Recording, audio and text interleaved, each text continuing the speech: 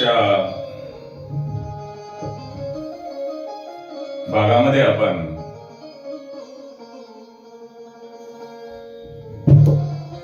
भगीरथ राजाने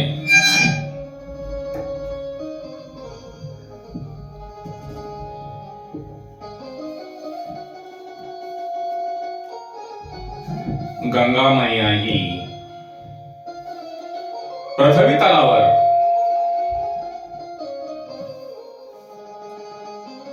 कसा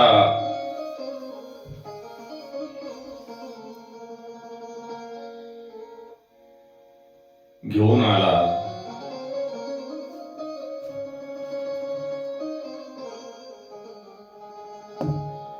त्या गंगा मातेच्या पवित्र तीर्थाच्या चरित्रावर आपण प्रकाश टाकला.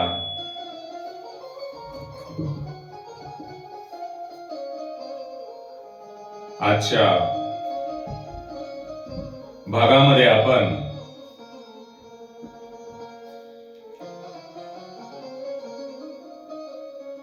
राम अवतार कथा, जे की भगवान शिवशंकर यांचे जे आराध्य आहे त्यांचा जप हे भगवान शिवशंकर नेहमी करत असतात.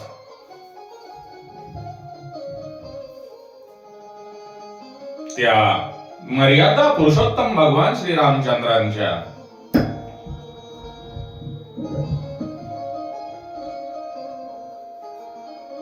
चरित्राशी आज आपण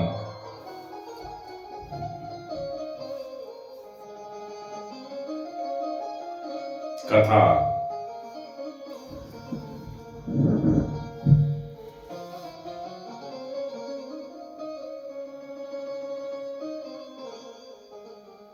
वर्णन करणार असून भगवंतांनी भगवान श्रीहरी नारायण यांनी या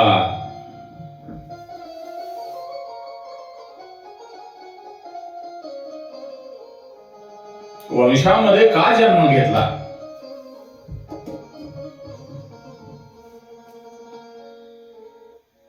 या चरित्रावर प्रकाश टाकणार असून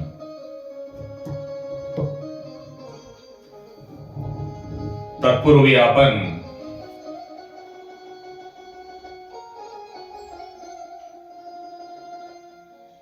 दोन मिनिट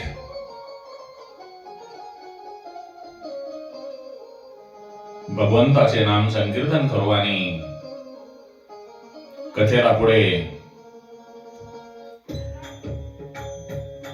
सुरुवात करू.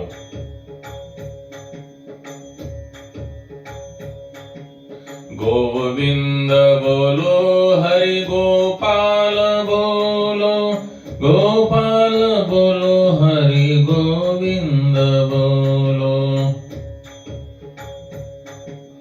गोविंद बोलो हरि गोपाल बोलो, गोविंद बोलो हरि गोपाल बोलो. राधा रमन हरि गोविंद, राधा कृष्ण हरि गोविंद, राधा रमन हरि गोविंद, राधा कृष्ण हरि गोविंद, राधा रमन हरि गोविंद, राधे कृष्ण हरि गोविंद. गोविंद बोलो हरि गोपाल बोलो, गोविंद बोलो हरि गोपाल बोलो, गोपाल बोलो हरि गोविंद बोलो, गोविंद बोलो हरि गोपाल बोलो, गोपाल बोलो हरि गोविंद बोलो. हरे राम हरे कृष्ण कृष्ण कृष्ण हरे हरे, हरे राम राम राम हरे हरे, हरे कृष्ण कृष्ण कृष्ण हरे हरे, हरे राम राम राम हरे हरे, हरे कृष्ण कृष्ण कृष्ण हरे हरे। गोविंद बोलो हरि गोपाल बोलो, गोपाल बोलो हरि गोविंद बोलो, गोविंद बोलो हरि गोपाल बोलो, गोविंद बोलो हरि गोपाल बोलो, गोपाल बोलो हरि गोविंद बोलो, गोविंद बोलो हरि गोपाल बोलो, गोविंद बोलो हरि गोपाल बोलो, गोपाल बोलो हरि गोपाल बोलो, हरे राम राम राम हरे हरे, हरे कृष्ण कृष्ण कृष्ण हरे हरे, हरे राम राम राम हरे हरे, हरे कृष्ण कृष्ण कृष्ण हरे हरे।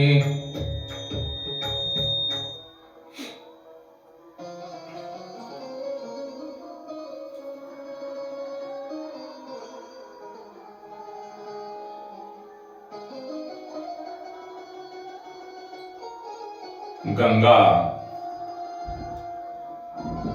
अवताराची कथा पूर्ण झाल्यानंतर सुखदेव परीक्षित राजांना म्हणतात,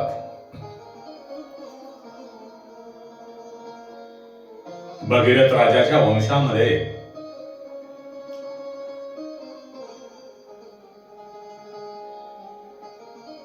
पुढे खटवांग नावाचा राजा झाला,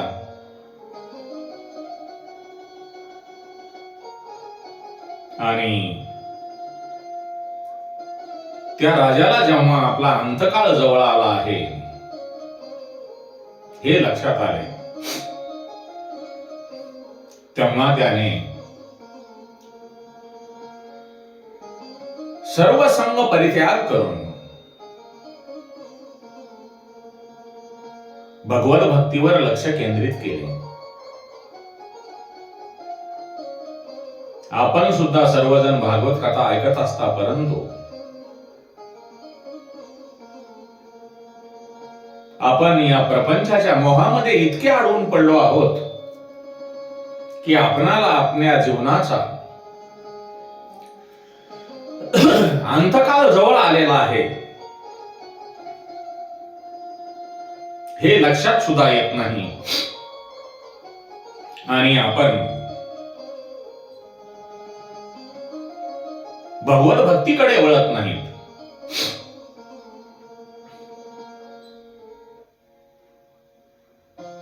म्हणून खटवांग नावाच्या राजासारखे ज्या वेळेला आपणाला वाटेल की आपला जो प्राण आता आपला काही दिवसांनी जाणार आहे, काही काळाने जाणार आहे, आपण या शरीराचा त्याग करणार आहोत, त्यापूर्वीच ज्या वेळेला आपल्या जे शरीराचे इंद्रिय आहेत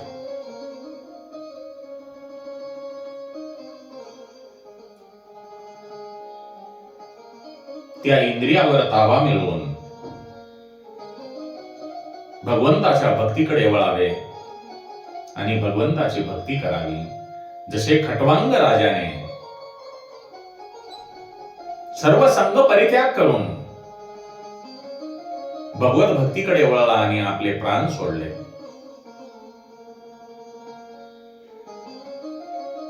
खटवांग राजाचा पुत्र दीर्घबाहू आणि दीर्घबाहूचा पुत्र रघु रघु हा अतिशय उदार होता. त्यानेही आपल्या पूर्वजाप्रमाणे सर्व संग परित्याग करून आपल्या जीवनाचा परित्याग केला.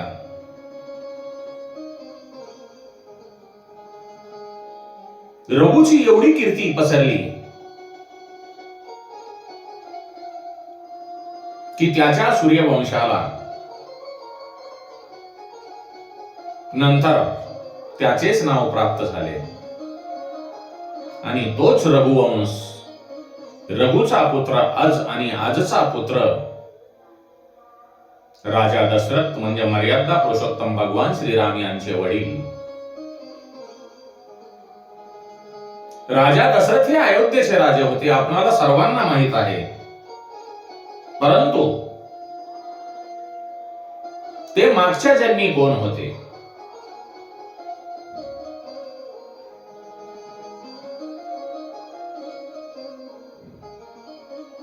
हे आपणास कदाचित माहित असेल नसेल.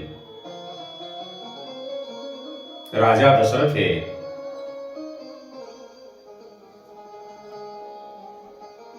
मागच्या जन्मी म्हणजे पूर्वीच्या जन्मी एक ब्राह्मण कुटुंबामध्ये जन्माला आले होते. त्या जन्मामध्ये असताना त्यांनी नेम केला होता की ते रोज भगवान विष्णू नारायण यांच्या चरणी 1000 तुलसी दल नित्य नेमाने भगवंताचे, भगवान महाविष्णू नारायण यांची पूजा करून अर्पण करीत असत. असा नेम चालत असताना, अशी पूजापाठ करत असताना, भगवंताच्या चरणी लीन होत असताना ते 85 वर्षाचे वयोवृद्ध झाले आणि आजवरच्या नित्य नियमांचे पुण्य त्यांच्या पाठीशी उभे होते. आणि तेच त्या वयोवृद्धावस्थेमध्ये ठरलेल्या नियमाप्रमाणे भगवान श्री हरी नारायण यांची रोज 1000 तुलसी दल वाहून पूजा करत असत. एके दिवशी ते ब्राह्मण महात्मा श्री हरी नारायण यांच्या मंदिरामध्ये पूजेसाठी गेले असता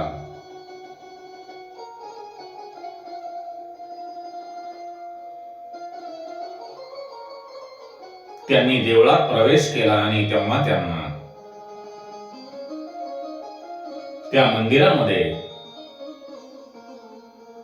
एक पिशाच, एक राक्षसीन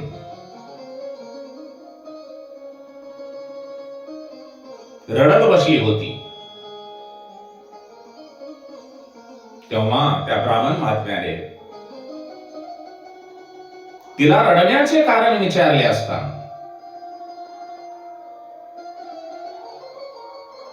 तेव्हा तिने सांगितले की मला माझा पती नेहमी त्रास देतो, त्या त्रासामुळे माझी अशी अवस्था झाली आहे.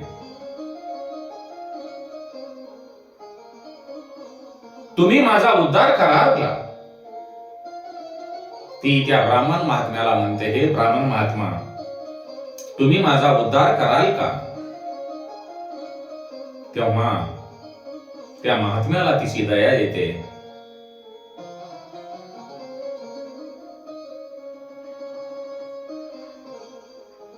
तो ब्राह्मण महात्मा नेहमीप्रमाणे भगवान श्री हरी नारायण यांच्या चरणी सहस्र तुलसी दले वाहून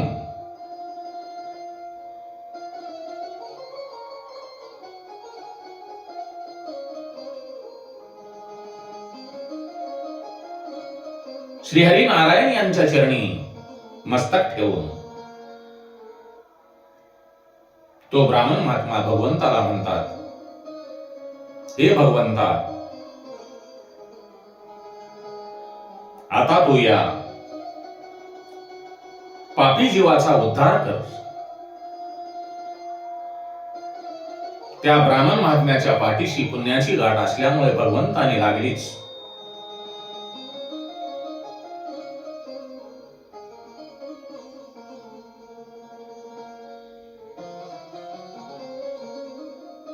प्रार्थना ऐकून स्वतः श्री महाविष्णू नारायण प्रकट झाले आणि त्यांना म्हणाले, हे ब्राह्मण दैवता, तुमच्या या पूजेमुळे मी तुम्हाला प्रसन्न झालो आहे आणि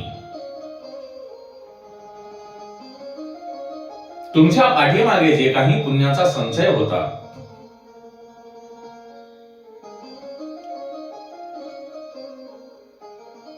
त्या पुण्याचा संचय तुम्ही एका दुःखी जीवाच्या उद्धारासाठी वापरलात. त्यामुळे तुम्ही अनंत गुणी झालेले आहेत.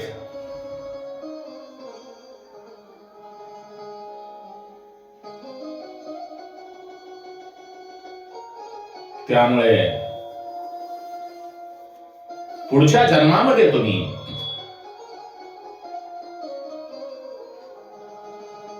रघुवंशातील अज राजाचा आजाचा पुत्र म्हणून जन्म घेशील आणि ही जे पिशाची आहे, वेडी आहे,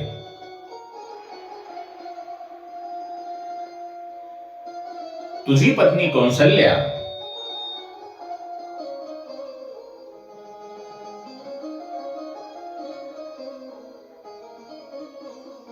म्हणून राहील आणि तुम्ही पती पत्नी असलेल्या दाम्पत्याच्या पोटी, तुमच्या उभयंताच्या पोटी मी जन्म घेईल.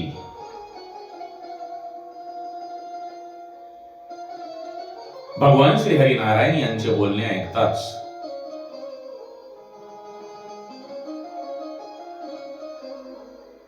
त्या ब्राह्मण महात्म्याने आणि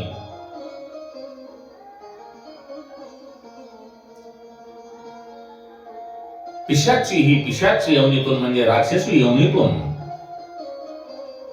मुक्त होऊन दोघांनीही, ब्राह्मण महात्म्याने आणि त्यांनी दोघांनीही आपल्या शरीराचा त्याग केला. तोच हा दशरथ राजा. त्या दशरथ राजाला 3 राण्या होत्या, परंतु त्यांना संतान नव्हते.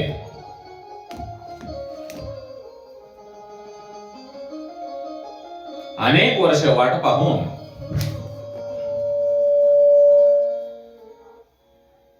शेवटी दशरथ राजाने आपल्या गुरुला वशिष्ठांना विचारले की, हे गुरुवर, मला कोणत्या उपायाने संतती प्राप्ती होईल? तेव्हा त्यांचे गुरु वशिष्ठ यांनी राजा दशरथाला पुत्र कामेष्टी नावाचा यज्ञ करण्याचा सल्ला दिला. ते म्हणाले,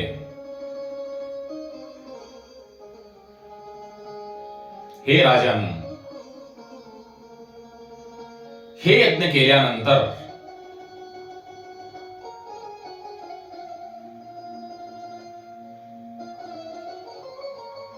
तुला 4 पुत्र होतील.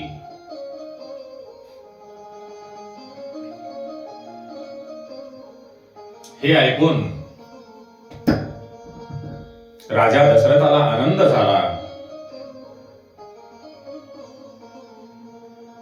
आणि